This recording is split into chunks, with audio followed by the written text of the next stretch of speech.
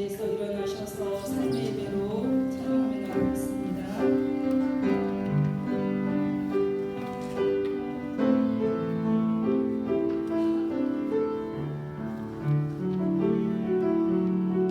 보여지는 예배하니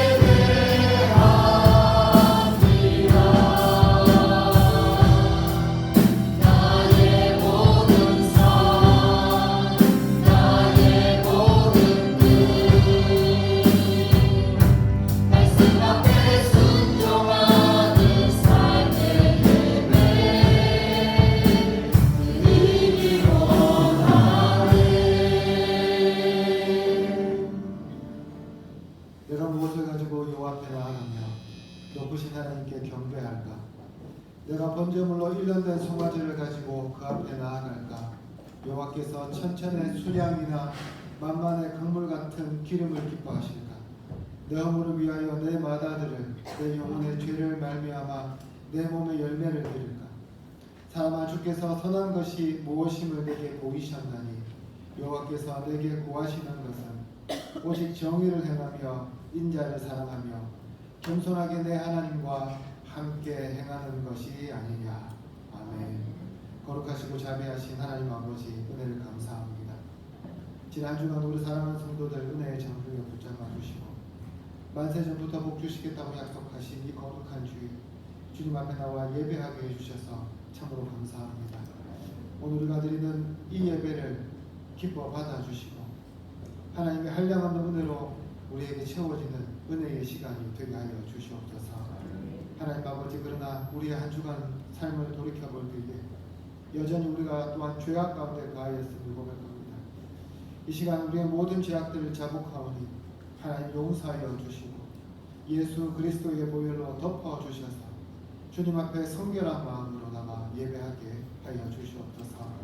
성령 하나님 이 자리에 좌정하여 주셔서 우리를 성령으로 충만하게 하여 주시고 오늘도 진리의 말씀을 들을 때 깨닫고 결단할 마음을 부어 주셔서 한 주간도 이 말씀대로 살아가기에 부족함이 없도록 붙들어 주시옵소서. 이제 예배를 시작합니다. 마칠 때까지 악한 마귀 사탄 틈타지 못하게 지켜주실 줄로 믿사옵고 예수님 이름으로 기도드립니다. 아멘.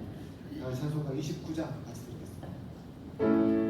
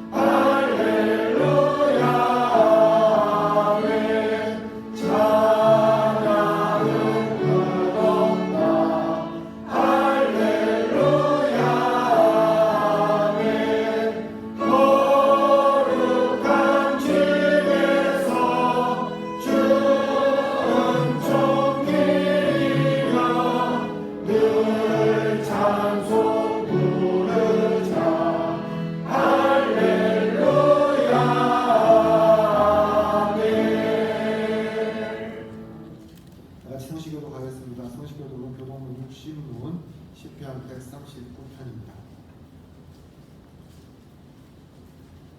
여호와여 주께서 나를 살펴보셨으므로 나를 아시나이다. 주께서 내가 항고 믿었음을 아시고 멀리 있어도 나의 생각을 밝히 아시오며 나의 모든 길과 내가 눕는 것을 살펴보셨으므로 나의 모든 행위를 익히 아시오니 여호와여 내 뼈여 나를 알지 못하시는 것이 하나도 없으시니이다. 내가 주의 영을 떠나 어디로 가며 주의 앞에서 어디로 피하리이까. 내가 하늘에 올라갈지라도 거기 계시며 서울에 내 자리를 펼지라도 거기 계시나이다. 내가 새벽 날개를 치며 바다 끝에 가서 거주할지라도 거기서도 주의 손이 나를 이끌어 주시며 주의 오른손이 나를 붙드시리이다. 하나님이여 나를 살피사 내 마음을 아시며 나를 시험하사 내 뜻을 아옵소서. 내게 무슨 악한 행위가 있나 보시고 나를 영원한 길로 인도하소서. 아멘. 다 같이 사도신경으로 신앙 고백하겠습니다. 나는 전능하신 아버지 하나님 천지의 창조주를 믿습니다. 나는 그의 유일하신 아들 우리 주 예수 그리스도를 믿습니다.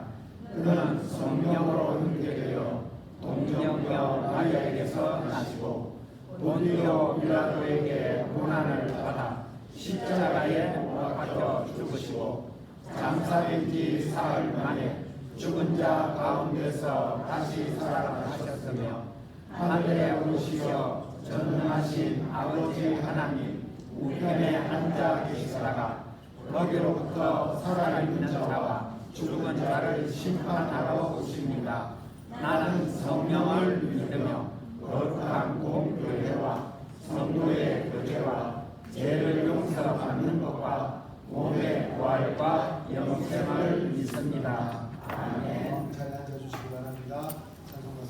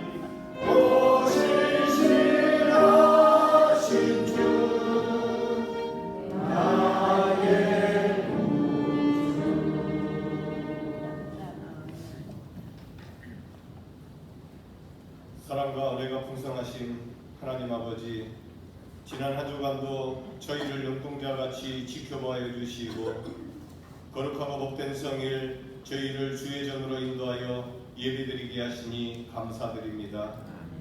이 시간 저희의 마음과 생각을 정결하게 하시고 주님을 향한 간절한 마음으로 예배할 수 있도록 은혜를 더하여 주옵소서. 한 주간의 삶을 되돌아봅니다. 지난 한 주간의 삶을 돌아보면 순간순간 주님과 멀어졌고 나의 뜻, 나의 생각대로 생활하였습니다. 말씀을 가까이 하기보다 세상의 소리에 더 귀 기울였고 기도보다 걱정과 불평이 앞섰고 남을 비방하고 비판한 저희의 부족함을 용서하여 주시옵소서. 이 시간 예수 그리스도의 보혈의 피로 저희의 죄를 깨끗게 씻어주시고 깨끗한 마음과 정직한 영으로 새롭게 하셔서 주님 앞에 진실하게 서게 하옵소서. 하나님 아버지, 이 나라를 위하여 기도드립니다. 이 땅에 하나님의 진리와 사랑으로 굳건히 서게 하여 주시옵소서. 미정자들에게 지혜와 정직을 주시고 사회 곳곳에 공의와 정의가 흐르게 하시며 분열과 갈등이 복음의 사랑으로 치유되게 하옵소서. 새로운 정부로 국가의 신뢰가 살아나고 국내적으로 모든 국민이 평화로이 살아가며 예수 그리스도의 복음이 다시금 뜨겁게 타오르는 복된 나라 되게 하여 주옵소서. 우리 교회를 위하여 기도합니다. 주님의 뜻과 섭리가 있어 이곳에 저희 교회를 세우시고 지금까지 인도해 주심에 감사드립니다. 우리 교회를 통해 이 지역이 구원을 받고 하나님 나라를 이루어갈 수 있도록 축복하여 주옵소서. 주님의 뜻이 하늘에서 이루어진 것 같이 이 땅에서도 이루어지게 하여 주옵소서. 우리 교회가 그 축복의 통로가 되게 하시고 이 자리에 모인 성도들 가정을 통해 직장과 사업장을 통해 주님의 복음이 전파되고 생명수가 흐르게 하여 주옵소서. 우리의 마음과 발걸음을 지켜보아여 주시고 그 지경을 넓혀 주셔서 주님의 나라와 영광을 위해 아름답게 사용되는 도구로 사용하여 주시옵소서. 말씀을 듣습니다. 말씀을 전하신 목사님께 성령의 충만함과 영육간의 강건함을 더하여 주시고 말씀을 선포하실 때 우리 모두 말씀을 받는 복된 시간 되게 하여 주옵소서. 예배에 참석한 성도들의 영안이 열릴 수 있도록 하시며 말씀의 뜻을 따라 살아가는 복된 성도들로 거듭나게 하여 주옵소서. 목사님 가정의 평안과 기쁨, 주님의 보호하심이 늘 함께하여 주옵소서. 목사님의 사역과 말씀 위에 하늘의 지혜와 능력을 부어주시고 목사님 가정이 교회와 성도들에게 본이 되게 하여 주시옵소서. 마음 어머니로되 형편과 사정으로 예배에 참석지 못한 성도들이 있습니다. 원치 않은 질병으로 병상에 있는 하나들이 있사오니 이 시간 성령님께서 안수하시고 모든 병마가 떠나가게 하옵시고 회복할 것을 믿으며 복음 증거가 되는 복된 자리로 허락하여 주옵소서. 예배를 위해 헌신 봉사하는 많은 손길들이 있습니다. 그들의 수고가 떼지 않도록 하늘의 상급으로 채워주시고 그들의 삶에 범사에 감사가 넘치게 하옵소서. 찬양으로 영광을 올려드립니다. 찬양으로 영광을 올려드리는 할렐루야 찬양대의 찬양을 흠량하여 주시고 그 찬양이 우리의 고백이요 큰 영광과 기쁨이 되게 하시며 모든 찬양대원의 입술에 감사와 찬양이 넘쳐나게 하여 주옵소서. 이 모든 말씀 우리의 보호자 되시는 예수님의 이름으로 기도드립니다. 아멘.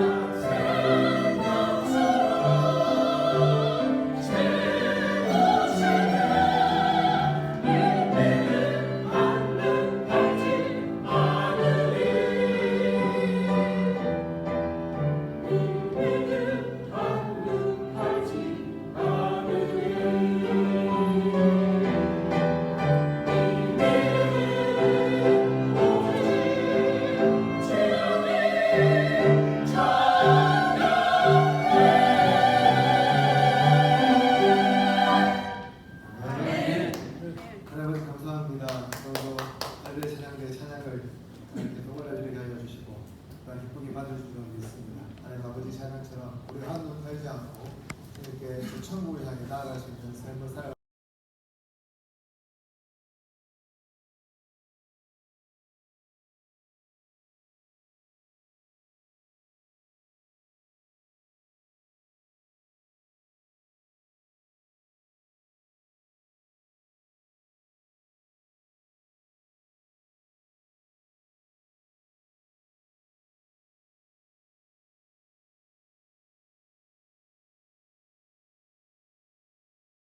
번 9장 1절부터 9절까지 말씀입니다.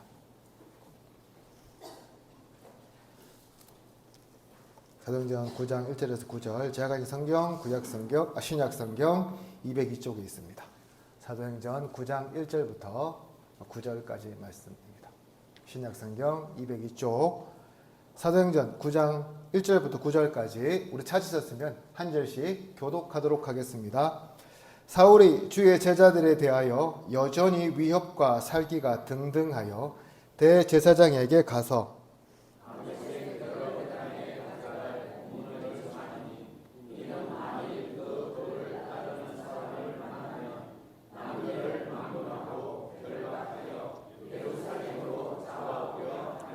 사울이 길을 가다가 다메섹에 가까이 이르더니 홀연히 하늘로부터 빛이 그를 둘러 비추는지라.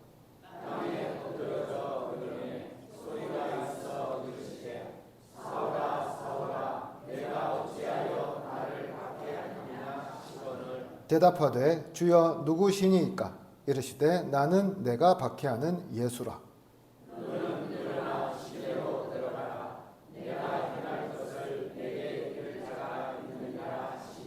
같이 가던 사람들은 소리만 듣고 아무도 보지 못하여 말을 못하고 서 있더라.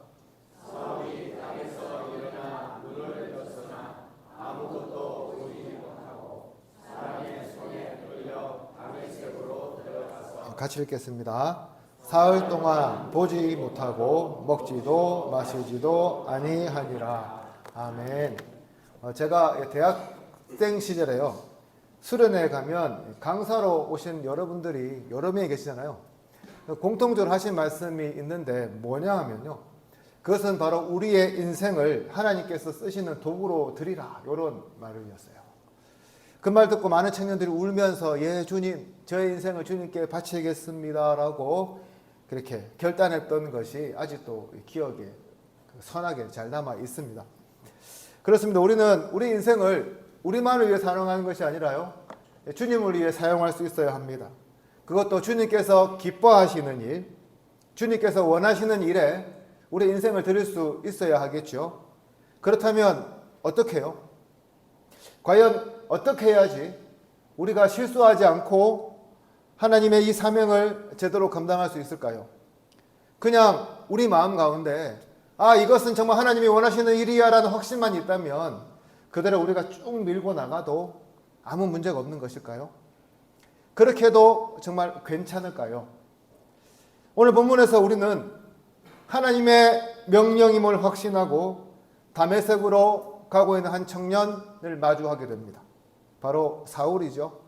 그는 지금 대제사장의 공문을 손에 들고 이 그리스도인들을 잡으러 가면서 이 일이야말로 하나님께서 기뻐하는 일에 분명하다는 그런 확신 속에 거하고 있습니다. 그래서 자기가 믿고 있는 이 정통 유대교를 지켜내기 위해서 이단 그리스도인들을 박멸하기 위해 예루살렘에서 무려 220km나 떨어진 다메섹까지 가는 고생도 개의치 않고 있습니다. 여러분 같으면 아무 보상이 없이 이 먼 길을 갈 수 있을까요? 그런데 사울은 어떻게 합니까? 이 일을 몸소 자원해서 감당하고 있습니다. 왜 그렇습니까? 그리스도인들을 핍박해서 이 땅에서 없애는 것이야말로 하나님의 뜻이라는 확신 속에 있기 때문입니다. 하지만 하나님 어떻게 합니까? 그런 마음으로 다메섹에 가고 있는 그런 사울의 걸음을 다메섹에 거의 다 왔을 즈음에 멈춰 세우십니다. 그것도 억지로 멈춰 세우시지요. 왜 그렇다면 하나님은 사울의 이 걸음을 멈춰 세우셨을까요? 저는 오늘 이 사울의 멈춤을 통해서 우리가 가지고 있는 열심을 한번 돌아보고요. 또 하나님께서 멈추게 하실 때 우리가 어떻게 반응해야 하는지를 살펴보면서 함께 은혜 나누기를 소망합니다. 먼저 오늘 보면 1절과 2절은 이렇게 시작하죠. 사울이 주의 제자들에 대하여 여전히 위협과 사기가 등등하여 대제사장에게 가서 다메섹 여러 회당에 가져갈 공문을 청하니 이는 만일 그 도를 따르는 사람을 만나면 남녀를 막론하고 결박하여 예루살렘으로 잡아오려 함이라. 여러분, 이 1절과 2절을 읽으면서 어떤 그림이 하나 상상되지 않습니까? 여러분, 어떤 그림이 그려지세요? 옆에 가기 싫을 만큼 굉장히 싸늘하고 날카롭고 살기등등한 사울이 느껴지지 않습니까? 스스로 대제사장을 찾아가서 다메섹 회당에 가져갈 공문을 청하는 그의 열심이 그려지지 않습니까? 그의 표정은 어땠을까요? 아마도 얼굴은 벌겋게 달아있고 목소리에는 차분함과 더불어 잔인함이 느껴지고요. 그 누구도 말릴 수 없는 그런 광기의 상태라고 해야 하나요? 그런 모습들 여러분 이 구절 읽으면서 떠오르지 않습니까? 바로 이런 상태로 사울은 다메섹을 향해 가고 있습니다. 뭐하러 갑니까? 예수 믿는 사람들 체포해서 예루살렘으로 끌고 오려고 가고 있습니다. 이를 위해 꼭 필요한 대제사장의 공문도 꼼꼼하게 챙기는 철저함도 보게 됩니다. 그렇습니다. 사울은 1절과 2절 모습을 보면요, 굉장히 잔인한 사람이에요. 그리스도인들을 죽이고 핍박하는 데 있어서 아무런 두려움이 없는 사람입니다. 그래 철두철미하죠. 왜 이렇게까지 합니까? 앞서 말씀드린 것처럼 이 일이야말로 하나님께서 정말 기뻐하시는 일이라는 잘못된 확신 가운데 있기 때문이에요. 그런데 오늘 본문에서 예수님 어떻게 하십니까? 그런 사울의 걸음을 멈춰 세우십니다. 어떻게 멈춰 세우십니까? 3절 보시면 사울이 길을 가다가 다메섹에 가까이 이르더니 호련히 하늘로부터 빛이 그를 둘러 비추는지라. 그 이유 아주 단순하죠. 그의 열심이 틀렸기 때문입니다. 잘못된 열심을 가지고 잘못된 방향으로 가고 있으니까 하나님께서, 예수님께서 그 하늘의 빛을 비추게 하셔서라도 그의 걸음을 멈추게 하신 것이었습니다. 이 당시 유대 땅에는 두 개의 학파가 있었습니다. 유대교 학파가요. 하나는 힐렐 학파라고 부르고요. 하나는 샴마이 학파라고 불러요. 힐렐 학파는 어떤 생각을 가지고 있었냐면 율법을 굉장히 자유롭게 해석을 하고요. 동시에 관용과 분별을 강조했고요. 샴마이 학파는 굉장히 보수적이고 성경 그대로 지키자는 입장을 고수했습니다.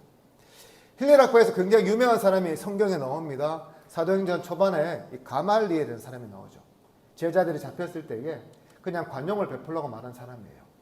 그리고 이 가말리의 제자가 누굽니까? 사울이거든요. 그렇다면 사울이 어떻게 해야 합니까? 당연히 스승의 가르침을 따랐다면 이런 일 해서는 안 됩니다.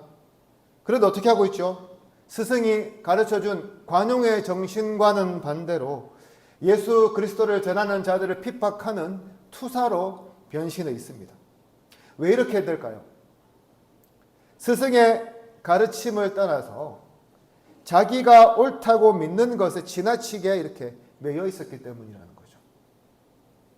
스승의 가르침에 따른다면 그래 그리스도인들 그럴 수도 있지 나중에 결과 보면 알 거야 라고 관용해 주는 것이 아니라요. 아예 처음부터 이 뿌리부터 뽑아버려야 한다는 그런 과격한 입장에 있었다는 겁니다. 참 안타깝게도 이러한 사울의 입장은 기독교 역사를 보면 굉장히 많이 나타납니다. 여러분 한 번쯤 들어보셨을 거예요. 십자군 전쟁. 어떻게 기억하시죠?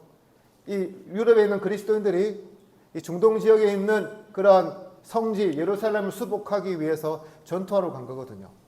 어떻게 보면 굉장히 목적은 좋아요. 왜? 하나님께서는 분명히 성지를 회복시키고 성지 순례한 사람들이 편하게 성지 순례하고 또 그곳이 하나님 땅으로 돌아오는 것을 원하실 거야 라고 누구나 생각하지 않습니까? 그런 마음으로 전쟁을 했어요. 어떻게 되었을까요?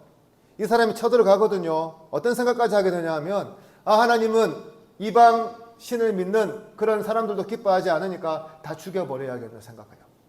그래서 그곳에 가서 엄청난 살육을 합니다. 기록에 의하면 얼마나 많이 죽였으면 한 성에 갔을 때는요, 이 피가 사람 발목에 잡힐 정도로, 잠길 정도로 그 정도였다고 해요. 그만큼 잔인하게 그곳을 정복한 거죠. 그 결과가 무엇일까요? 나중에 십자군 정복 실패합니다.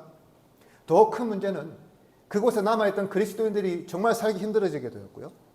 정말 더 문제는 이 일로 이슬람 사람들이 너무나 이렇게 상처를 받아서 지금 이슬람에 전도해도 그것이 씨알도 안 먹히는 거죠. 왜? 이런 기억을 가지고 있으니까요. 하나님은 분명히 이 일을 기뻐하실 거라고 생각하고 그렇게 전쟁을 했는데 돌아오는 건 그게 아니었다는 거예요. 중세 교회에 보면 또 어떤 일이냐면 마녀 사냥이라는 게 있었어요. 정말 교회의 권위를 세우기 위해서 여자들과 약자들을 불에 태워 죽였는데요. 사람들이 왜 이렇게 했냐? 악한 세력이 들어오면 안 되니까 이렇게 한 거죠. 막아야 된다는 거예요. 중요한 것은 이렇게 무시무시한 일을 한 사람들이 어떤 생각을 가지고 했다고요? 하나님께서 이 일을 하면 기뻐하신다는 생각을 가지고 했다는 겁니다. 한 사람도 빠짐없이. 이런 잔인한 일을 하면서도 하나님께서 기뻐하신다는 착각과 확신 가운데 이 일을 했다는 거예요. 사울도 마찬가지였습니다. 그리스도인들을 핍박하는 것이야말로 하나님을 위하는 옳은 길이라고 굳건히 믿고 있었습니다. 그런데 실상은 어땠습니까? 그가 한다고 하는 이 옳은 일이요, 실제는 뭐라고요? 하나님을 핍박하는 일이었다는 거죠. 그렇다면 이러한 일은 과거의 일에 불과할까요? 오늘날 우리 교회 안에는 아주 먼 옛날의 기억일 뿐 아무 상관이 없는 이야기일까요? 예를 들어서 목사가 하는 말은 무조건 진리처럼 받아들이고 이 말을 맹목적으로 믿고 따르는 사람들이 있습니다. 여러분, 목사가 완벽한 사람입니까? 완벽한 사람 아니에요. 성경 말씀에 벗어난 이야기까지 맹목적으로 따라가면 안 돼요.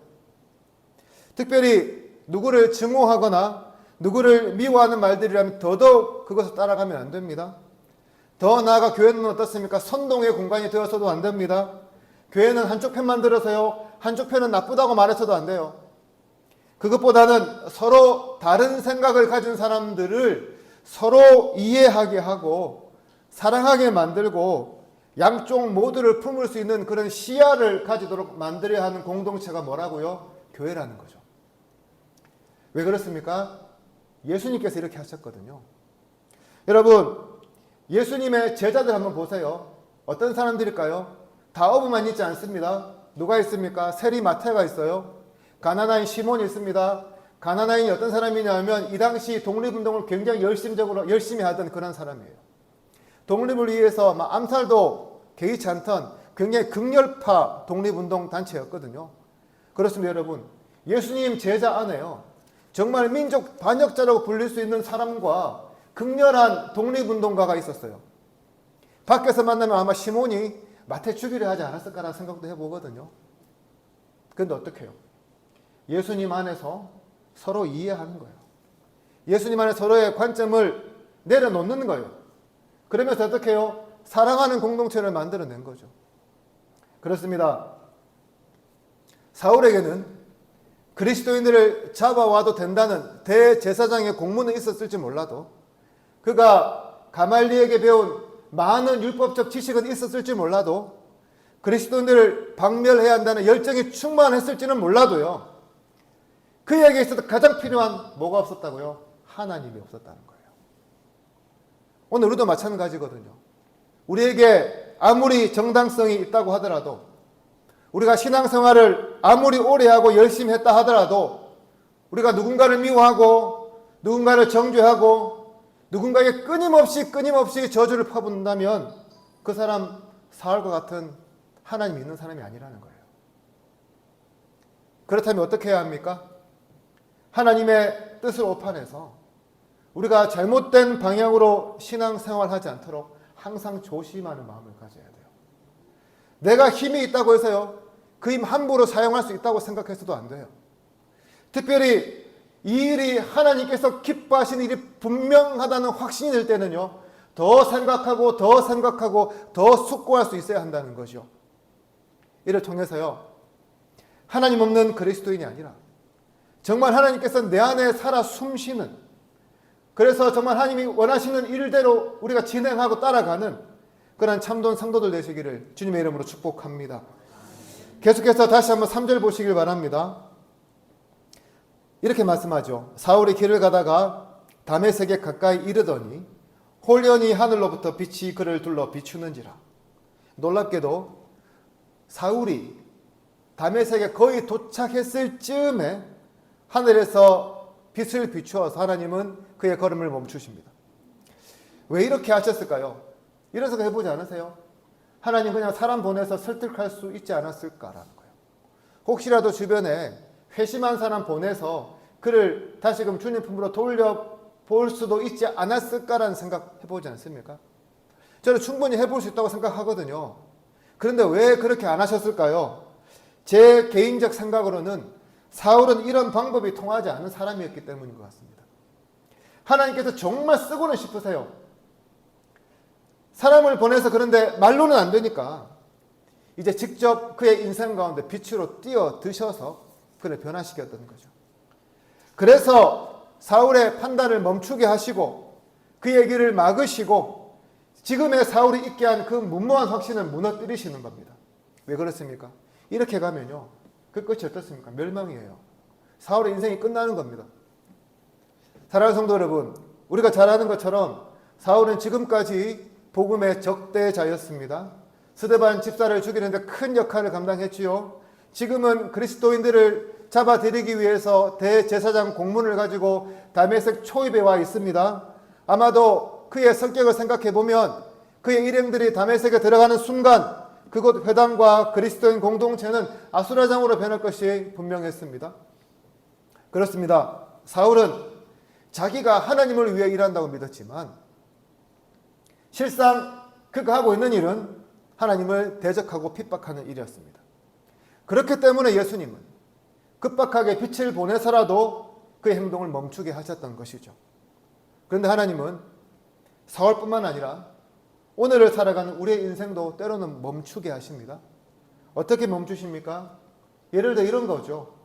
잘 세워진 완벽한 계획이 막히고요. 탄탄대로처럼 보였던 그런 문이 우리 인생 앞에서 닫히고요. 변하지 않을 것 같았던 좋은 관계가 깨어지고요. 정말 평생 건강할 것 같은 내 몸의 건강에 문제가 생기는 일들 말이죠. 우리는 흔히 그런 순간을 접하면 어떻게 생각합니까?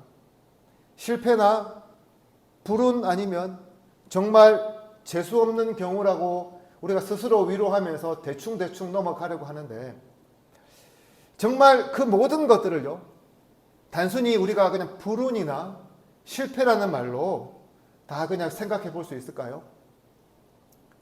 정말 그 길의 끝이 생명이 아니라 멸망이기 때문에 하나님께서 억지로 우리의 걸음을 멈춰 세우셨다고 여러분 생각해 보신 적은 없습니까? 정말 그런 경우라면 오늘날 우리가 경험하고 있는 이 멈춤이요, 우리에게 실패나 좌절이 아니라 은혜가 아닐까요? 과거 어느 목사님 설교를 듣다가요, 이런 예화를 말씀하신 것이 지금도 기억에 남습니다. 이렇게 말씀하셨어요. 예수 안 믿고도 성공하면 그게 곧 저주다라고 말씀하셨어요. 너무 승승장구하니까, 이 땅에서 너무 잘 되니까요, 주님께 돌아올 생각 자체를 못하게 되어서 결국 멸망길로 가고 만다는 말씀이거든요. 어떻습니까, 여러분? 주님께 돌아오지 못하게 하는 그러한 성공보다 차라리 실패와 좌절을 겪고 주님께 돌아오는 것이 더 은혜 아닙니까? 어쩌면 그게 더 복이 아닐까요? 바로 그런 이유로 하나님은 우리의 인생을 잠시 멈추게 하시고요, 우리에게 돌아올 기회를 주시는 것입니다. 지금까지 사울의 인생은 자기 혼자 힘으로 이끌어가던 인생이었습니다. 그러나 이 멈춤으로 인해서 자신은 아무것도 하지 못하는 철저하게 무력한 존재임을 깨닫게 됩니다. 자기 신념만 고집하고 자기 판단만 절대시하고 오로지 자기 중심으로 사람들을 이끌어가야 성이 차던 사울이요, 이제는 남의 도움이 없으면 아무 데도 갈 수가 없고 움직일 수 없어서 남의 손에 이끌려 다메섹으로 들어가는 신세가 된 거죠. 그러면서 다메섹에 도착하여 그는 사흘 밤낮을 먹지도 않고 마시지도 않으면서 보내게 됩니다. 이 사흘의 기간 동안 그가 무엇을 했을까요? 아마도 자기의 인생을 처음으로 돌아보면서 자기가 그동안 핍박했던 그 그리스도인들의 그 비명소리들, 그들이 흘렸던 눈물들, 그들이 죽어갈 때 마지막 고백이 그의 귓가에 맴돌지 않았을까요? 다메섹에 거의 다 잃은 자기를 멈추게 하신 나는 네가 핍박하는 예수다라는 그 예수님의 음성을 기억하면서요, 그동안 자기가 잘못 살아왔음을 애통하지 않았을까요? 더 나아가 이제는 정말 예수 그리스도를 위해 살기로 결정하며 다시 태어나기로 결심하는 시간이 아니었을까요? 사랑하는 성도 여러분, 이것이 바로요 회심이에요. 오늘날 교회는 너무나 쉽게 내가 예수 믿겠습니다 라고 말하면 할렐루야를 외치고 아멘을 외치고 감사하다고 축하하지만, 회심은 그런 감정적 변화를 넘어서 자기 전체를 바꾸기로 결단하는 것이라고 할 수 있는 겁니다. 다시 말해서 내가 지금까지 옳다고 믿었던 것, 내가 지금까지 붙잡았던 것, 내가 지금까지 자랑하던 것들이 아무짝에도 쓸모없음을 깨닫고 그 모든 것들을 배설물처럼 포기하는 그 행동이 뭐라고요? 바로 회심이라는 거예요. 중국에서 태어나 공산주의 교육을 철저히 받으며 기독교를 증오하던 리차오라는 한 중국인이 있었습니다. 그는 이 공산주의의 가르침에 철저히 세뇌되어서요, 기독교는 미신이고 서구의 침략 도구라고 생각했어요. 그래서 이 기독교가 중국에 들어오니까 이 기독교를 논리적으로 반박하기 위해서 성경을 구해서 연구하기 시작했는데, 읽으면 읽을수록 이상한 생각이 계속 들었다고 합니다. 논리적으로 반박이 되어야 하는데 이 반박이 되기는커녕 마음 깊은 곳에서 설명할 수 없는 감동과 울림이 밀려왔고요, 결국 그 자리에서 무릎을 꿇고 예수님을 주님으로 고백하는 그런 회심을 하게 되었어요. 그러고 나서 이 사람이 어떤 사람이 되었냐면 중국 지하교회의 지도자가 되었다고 합니다. 그렇습니다. 하나님 말씀 앞에서 멈춰서서 자신의 부족함과 모자람을 철저하게 깨닫고 깨어 변화시키는 그 경험이 바로 회심이라는 거죠. 그리고 그 회심은 뭐예요? 바로 멈춤에서 시작하는 겁니다. 그러면 사랑하는 성도 여러분, 여러분 삶 가운데 경험하는 그 멈춤을 여러분 두려워하지 마시길 바랍니다. 여러분 삶 가운데 경험하는 그 중단을 여러분 무서워하지 마시길 바랍니다. 세상은 우리에게 끊임없이 달려가고 달려간다고 채찍질을 하지만 하나님은 때로는 우리에게 멈춰야 한다고 말씀하신다는 것을 여러분 기억하시기를 바랍니다. 그렇습니다. 여러분, 때로는 멈춤이 우리를 살립니다. 멈춤이 우리를 새롭게 하고요, 멈춤이 우리를 하나님께로 돌아가게 하는 출발점이 되게 합니다. 오늘 이 시간 이러한 멈춤의 은혜가 저와 여러분에게 있기를 소망합니다. 그래서 실패와 낙심 가운데 멈춰선 여러분 자신을 바라보면서요, 정말 자책하고 실망만 하고 계시지 말고요, 오히려 이 멈춤을 하나님께서 나에게 주신 기회로 삼아서 주님 안에서 다시 힘차게 일어서는 저와 여러분 되기를 주님의 이름으로 축복합니다. 마지막으로 오늘 본문 8절과 9절 우리 한번 같이 읽어볼까요? 8절과 9절입니다. 시작. 사울이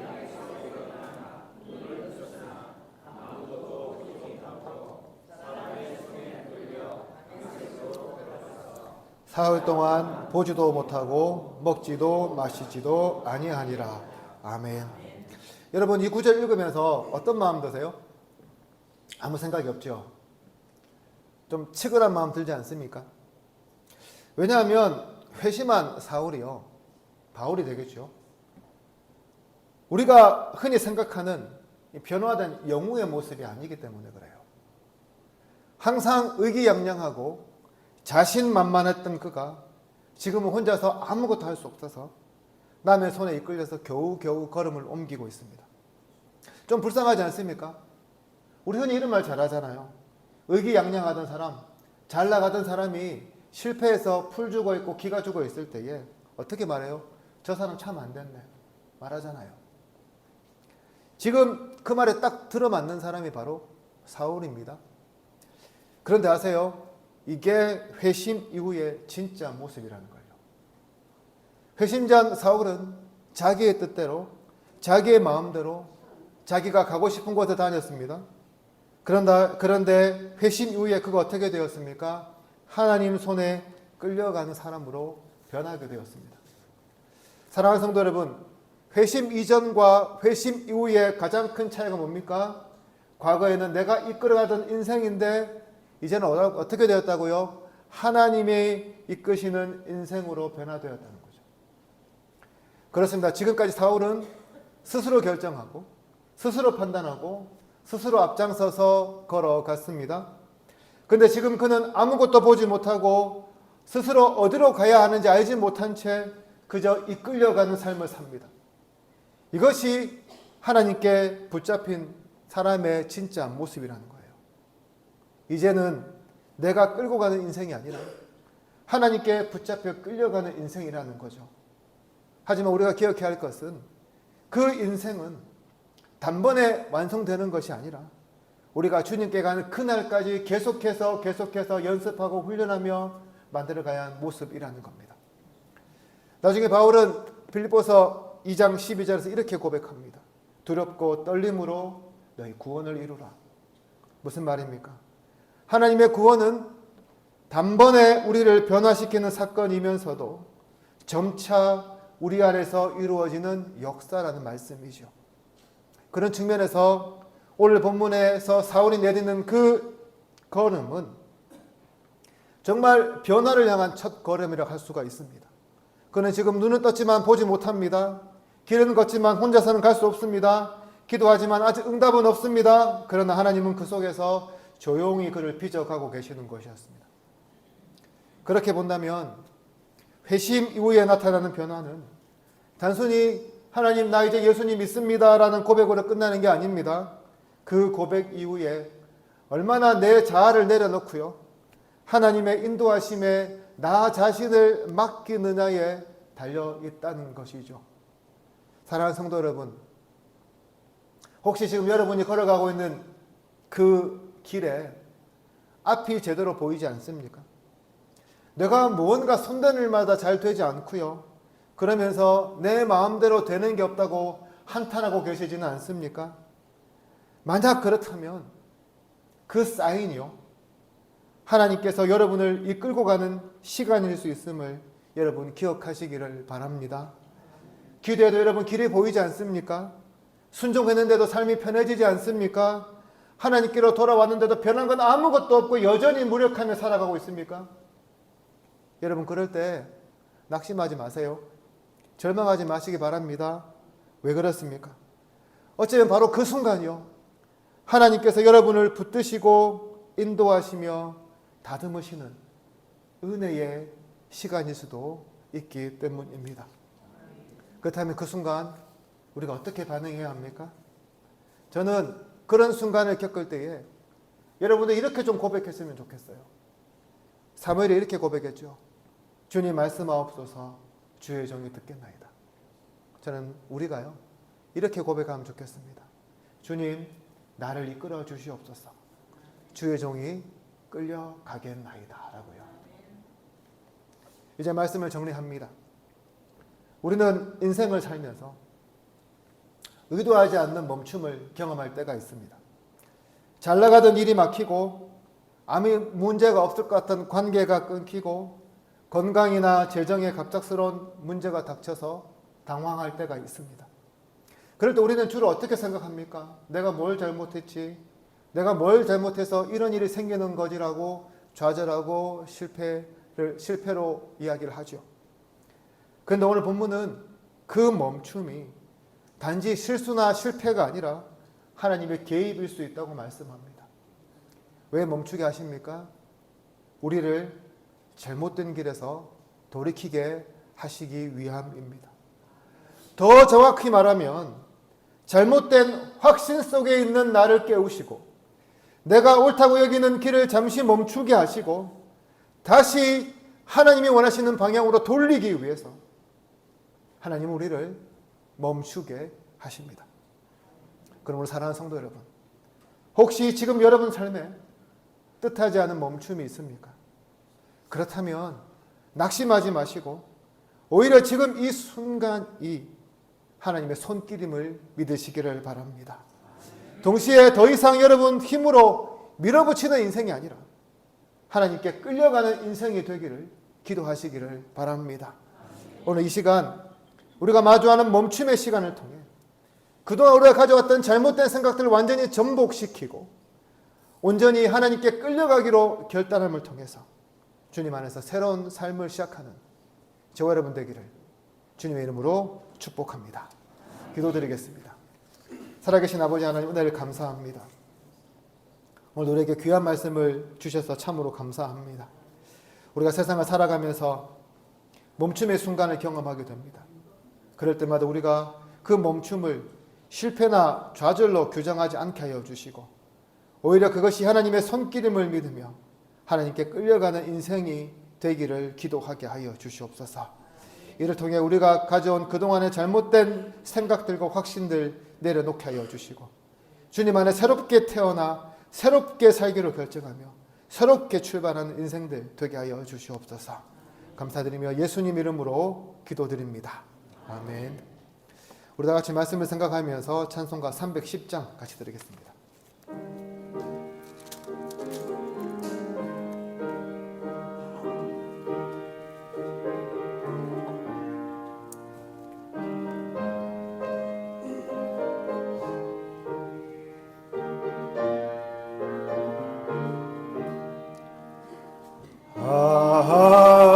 하나님의 은혜로 있을 데 없는 자 왜 구속하여 주는지 난 알 수 없도다. 내가 믿고 또 의지함은 내 모든 형편하시는 주님 늘 보여주실 것을 나는 확실히 아네. 왜 내게 굳센 믿음과 또 복음 주셔서 내 마음이 항상 편한지 난 알 수 없도다.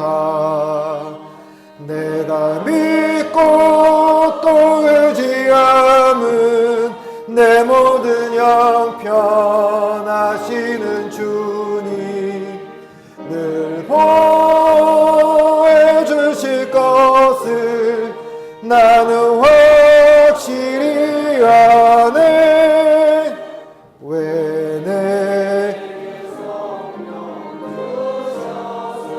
내 마음 감동해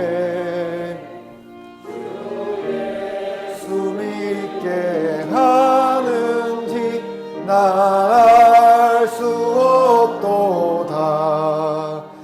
내가 믿고 또 의지함은 내 모든 형편하시는 주님 늘 보여주실 것을 나는 확실히 아네. 주 언제 강림하실지 혹 밤에 혹 낮에 또 주님 만날 그것도 난 알 수 없도다.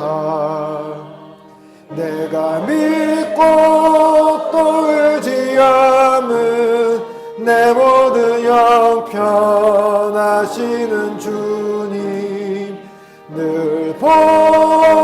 보여주실 것을 나는 확실히 아네.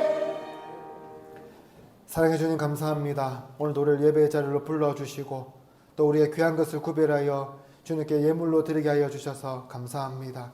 이 예물에 쓰이는 곳곳마다 하나님 큰 영광 드러나게 하여 주시고 드리는 손길 위에는 복의 복을 더하여 주셔서 날마다 차고 넘치는 복과 은혜를 누리게 하여 주시옵소서. 여러 가지 제목으로 헌금을 드립니다. 이 예물이 목적에 맞게 잘 사용되게 하여 주시고 또 이를 통해 하나님 나라가 넓어지는 은총도 더하여 주시옵소서. 우리 성도들 이번 한 주간 살아갈 때에 주님께서 불꽃 같은 눈으로 지켜주셔서 안전하게 하여 주시고 경제적으로 힘들지 않게 하여 주시며 모든 일에 형통함으로 주님께 감사할 일이 많은 그런 한 주가 되게 하여 주시옵소서. 우리 이렇게 인도하여 주실 주님을 믿고 의지하오며 예수님 이름으로 기도드립니다. 아멘. 광고 말씀드리겠습니다. 예배로 응하는 저에게 오신 여러분들을 주님의 이름으로 환영합니다. 오늘 오전 예배 후에 당회로 모이겠습니다. 그리고 다음 주는 가족 초청 주일로 지키겠습니다. 그래서 다음 주일은 주일학교 예배가 없고요. 주일학교 함께 예배 드리겠습니다. 주일학교 교사님들은 기억해 주시기를 바랍니다. 이 시간 우리 다 같이 일어나셔서 찬송가 53장 같이 드리겠습니다.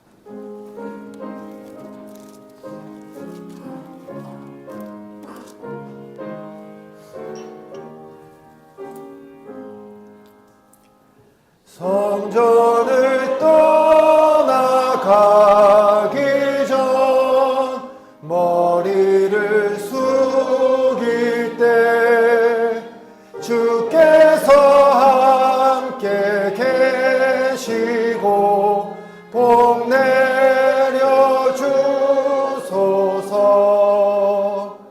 집으로 돌아가는 길 주동행하시고 내 모든 언행 심사를 다 지켜주소서. 거룩한 날이 다가고 저녁이 되도록 주님 맘에 빛 되사 늘 계시옵소서.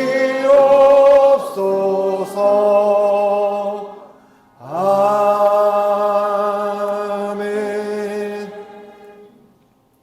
주 예수 그리스도의 은혜와 하나님의 사랑과 성령의 교통하심이 너희 무리와 영원토록 함께 있을지어다. 아멘.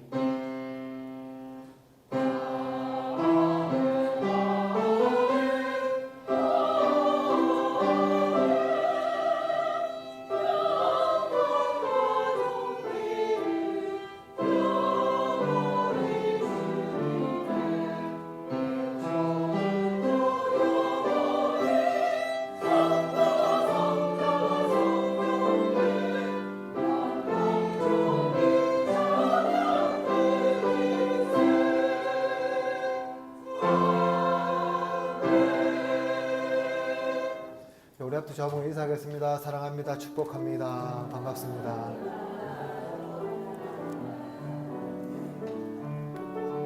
여기서 청구할까요? 주께 힘을 얻고 그 마음에 시온의 대로가 있는 그대는 하나님의 축복의 사랑이죠. 주님 그대를 너무 기뻐하시죠. 주의 집에 거